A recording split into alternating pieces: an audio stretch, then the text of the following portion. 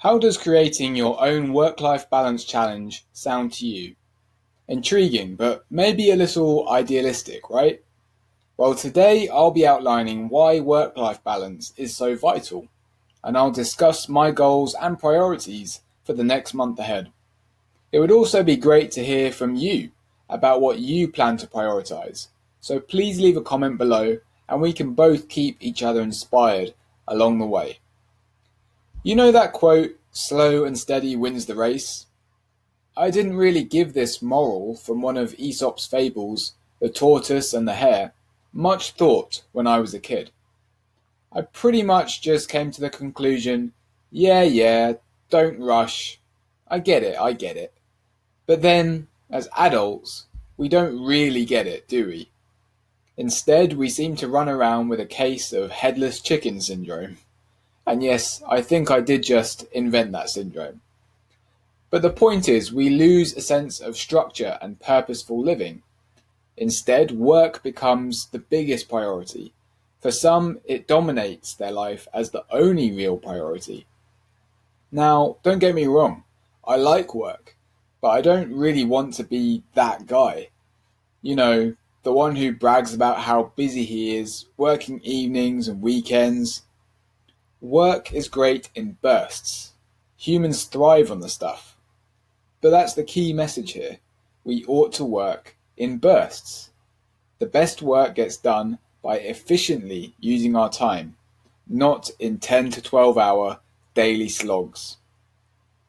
Being in a work environment for 40 to 60 hours per week is very, very different from actually working for 40 to 60 hours per week.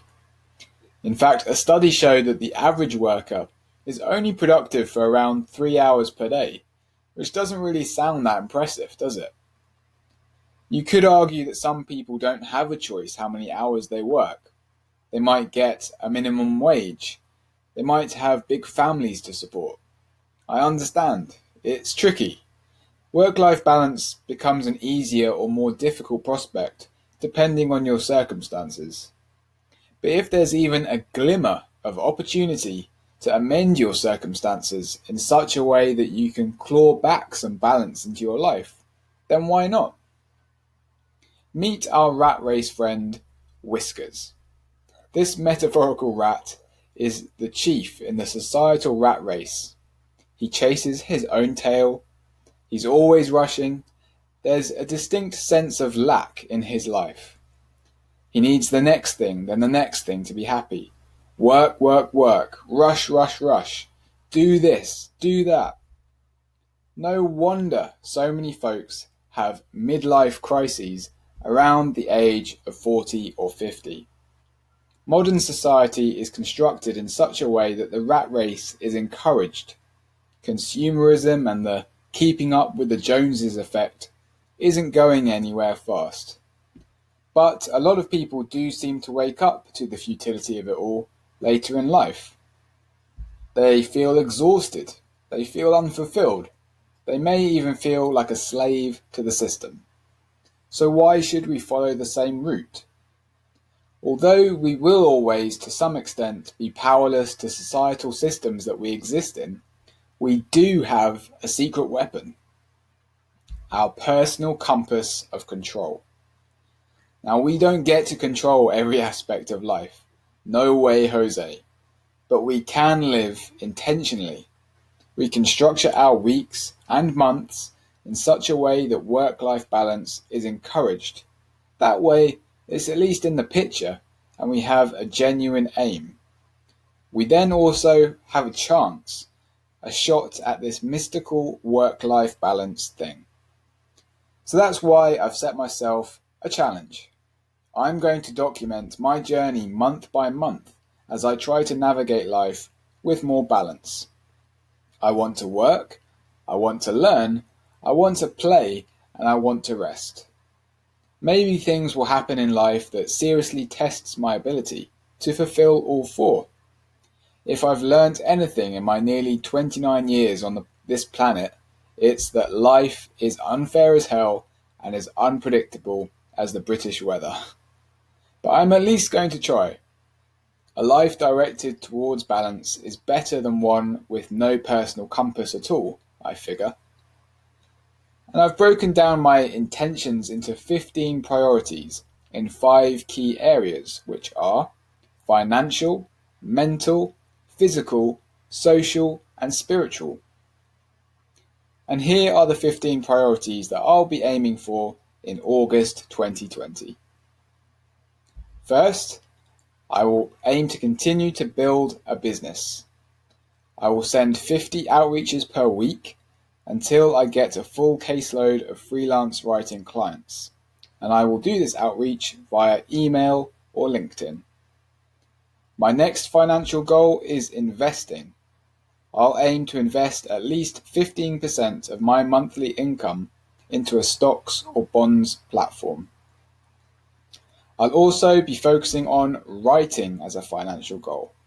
I will aim to write for 2 to 4 hours per day, 5 days per week to improve this skill set. On to the mental goals. We've got memory training. I want to try out both active recall and spaced repetition as strategies to see if they improve my knowledge retention. I want to continue to learn a language by learning 5 new words in Greek 6 days per week, and I'll use flashcards to help me do so. And also, in terms of the mental goals, I'll be focusing on reading. I want to read at least 2 books per month, but I want to go a step further and summarize the key points of valuable books on paper and in the app Notion. On to the physical goals. We've got macro tracking.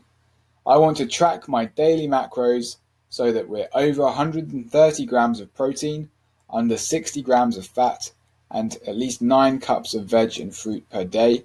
And I'm allowed 1 cheat day per week where I can eat anything I like. Woohoo!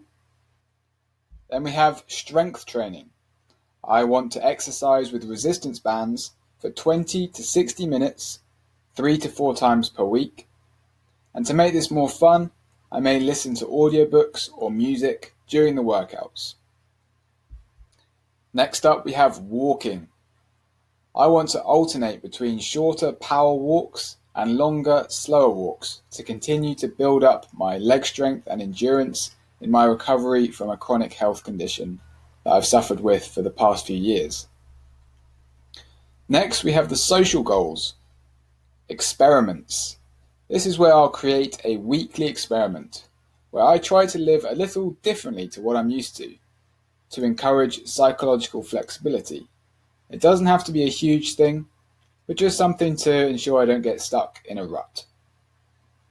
Moving on, we have date nights or date days where I'll set up a virtual date every week with my girlfriend as we're long distance.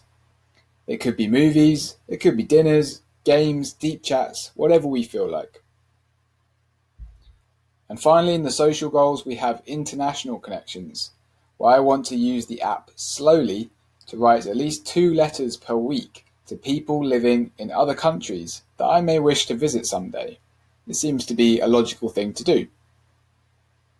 On to the spiritual goals now. And we have meditation, where I'll spend 20 to 60 minutes per day in a meditation practice. This could be sitting, standing, or walking.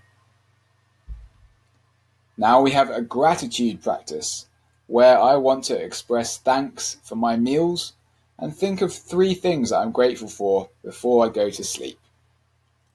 And the last goal, the 15th goal, is time in nature.